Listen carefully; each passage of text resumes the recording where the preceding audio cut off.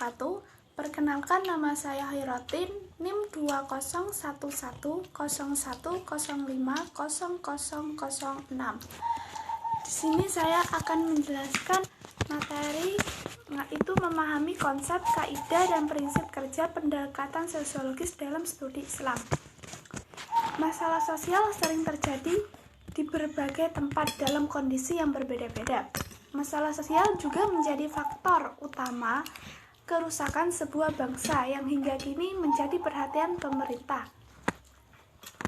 Pengertian sosiologi sendiri, secara etimologi, kata sosiologi berasal dari bahasa Latin yang terdiri dari kata socius yang berarti teman dan logos yang berarti berkata atau berbicara tentang manusia yang berteman. Sedangkan secara terminologi, sosiologi dapat kita maknai sebagai cara untuk mengidentifikasi keadaan sosial, merumuskan hubungan sosial, hingga menarik kesimpulan dari berbagai gejala sosial yang sedang berlangsung. Dan intinya, sosiologi adalah ilmu yang mempelajari tentang masyarakat. Adapun menurut tokoh sosiologi sendiri yaitu Ibnu Khaldun berpendapat manusia diciptakan sebagai makhluk politik atau sosial, yaitu makhluk yang selalu membutuhkan orang lain dalam mempertahankan kehidupannya, sehingga kehidupannya dengan masyarakat dan organisasi sosial merupakan sebuah keharusan. Adapun beberapa subdisiplin dalam sosiologis yaitu sosiologi pedesaan, sosiologi kota, sosiologi agama, dan ada juga sosiologi keluarga, sosiologi media massa, dan sosiologi teknologi. Pendekatan sosiologis dalam studi Islam. Dalam Kamus Besar Bahasa Indonesia, pendekatan adalah pertama, proses pembuatan, cara mendekati. Kedua, usaha dalam rangka aktivitas penelitian untuk mengadakan hubungan dengan orang yang diteliti. Jadi, pendekatan sosiologis adalah jika digabung adalah yaitu proses pembuatan atau pendekatan mengenai masyarakat. Untuk menghasilkan suatu teori tentulah melalui pendekatan-pendekatan. Demikian halnya dengan teori-teori sosiologi, sebab sosiologi merupakan ilmu yang mempelajari hidupnya bersama dalam masyarakat dan menyelidiki ikatan-ikatan antara manusia kehidupan itu. Di antara pendekatan sosiologis yaitu yang pertama, teori fungsional. Teori fungsional adalah teori yang mengasumsikan masyarakat sebagai organisme ekologi mengalami pertumbuhan.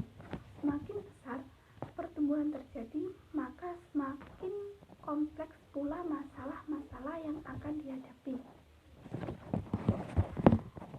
Yang kedua adalah teori interaksionisme.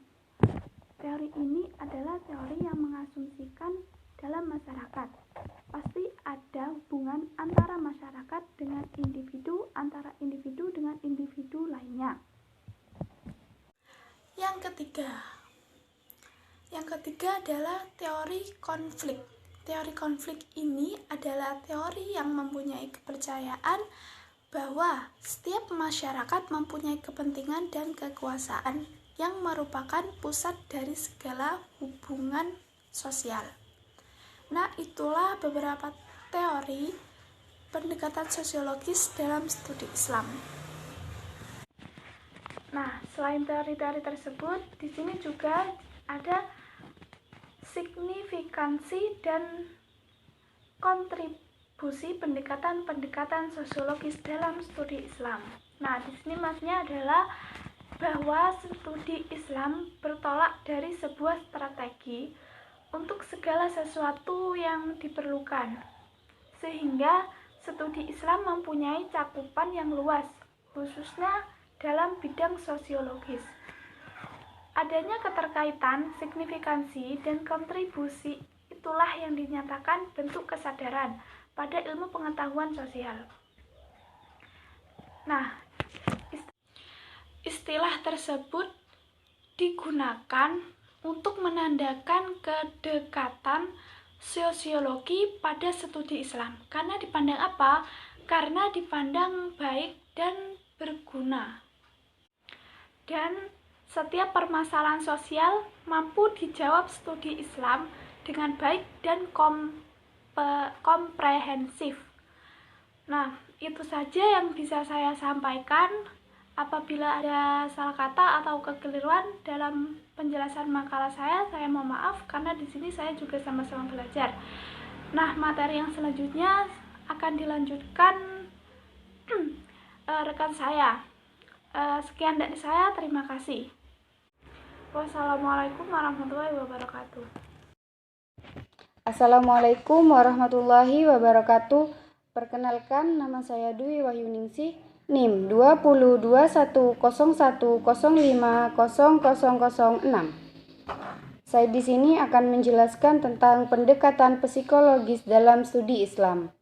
Manusia adalah makhluk Tuhan yang dalam perkembangan jasmaniah dan ruhaniyahnya selalu memerlukan bimbingan dan pengarahan melalui proses pendidikan, membimbing dan mengarahkan perkembangan jiwa dan pertumbuhan jasmani dalam pengertian bahwa pendidikan tidak dapat dipisahkan dari psikologis.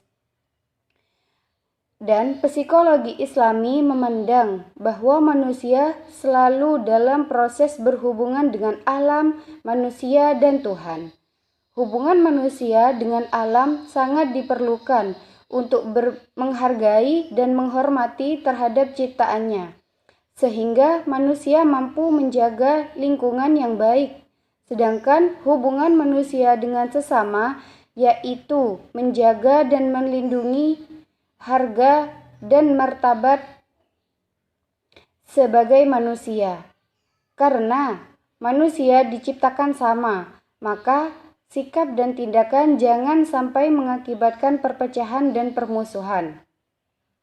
Dan dalam pandangan psikologis humanistik, manusia mempunyai potensi untuk berbuat baik dari aspek kemauan, kebebasan, perasaan, dan pikiran untuk mengungkap makna hidup dan berdasarkan nilai-nilai ketauhidan, sehingga manusia mampu mengembangkan potensi dan kualitas hidup yang islami. Ketika manusia menghadapi alam semesta yang mengagumkan dalam lubuk hatinya yang terdalam, maka manusia telah dapat mengetahui adanya Zat yang Maha Suci lagi Maha Segalanya. Untuk mengetahui Zat yang Maha Pengasih dan Penyayang, orang tidak perlu menggunakan wahyu turun. Namun, dari pengalaman-pengalaman yang pernah dia alami dan bahkan dapat dirasakan oleh siapapun. Pengalaman-pengalaman batin yang mendalam ialah yang dinamakan ilmu al-huduri. Oleh karena itu, ajaran tauhid yang merupakan ajaran yang paling mendasar dan penting dari Islam dapat dirasakan oleh siapapun. Dengan demikian, penegasan terhadap kenyataan diri yang sesungguhnya bahwa penguasa segala sesuatu adalah satu, yakni Allah Subhanahu wa Ta'ala. Pengakuan terhadap Tuhan Esa dapat dirasakan dan dipercayai oleh manusia ketika menggunakan olah pikir hati dan dukungan olah pikir akal. Dasar lain dari pengakuan adalah mengakui atas kerasulan Nabi Muhammad SAW, wahyu dan kitab suci. Salah satu ajaran dasar lain dalam Islam ialah bahwa manusia itu berasal dari Allah Subhanahu wa Ta'ala dan akan kembali kepadanya. Dan adapun semangat konsep psikologis humanistik ialah mengisi dan mengembangkan bahwa mengkritik konsep-konsep barat yang cenderung mengedepankan konsep pemisah agama dengan ilmu pengetahuan. Sekian penjelasan dari saya. Mohon maaf apabila ada kesalahan. Assalamualaikum warahmatullahi wabarakatuh. Assalamualaikum warahmatullahi wabarakatuh. Perkenalkan, nama saya Yamilatul Hasana, NIM 202101050004. Di sini saya akan menjelaskan tentang pendekatan historis dalam studi Islam. Pendekatan historis ini adalah suatu ilmu yang di dalamnya dibahas berbagai peristiwa dengan memperhatikan unsur tempat, waktu, objek, latar belakang, dan pelaku peristiwa tersebut. Maksud pendekatan historis ini adalah meninjau sesuatu masalah dari sudut peninjauan sejarah dan menjawab permasalahan, serta menganalisis dengan menggunakan metode analisis sejarah. Sejarah atau historis adalah suatu yang berhubungan dengan peristiwa atau kejadian masa lalu yang menyangkut kejadian atau keadaan sebenarnya. Melalui pendekatan sejarah ini, seseorang diajak untuk memasuki keadaan yang sebenarnya berkenaan dengan penerapan ataupun peristiwa. Dari sinilah maka seseorang tidak akan memahami agama dari konteks pemahamannya, karena pemahaman demikian itu akan menyesatkan orang yang memahaminya. Sekian dari saya. Apabila ada kesalahan atau kekurangan, saya mohon maaf sebesar-besarnya. Assalamualaikum warahmatullahi wabarakatuh.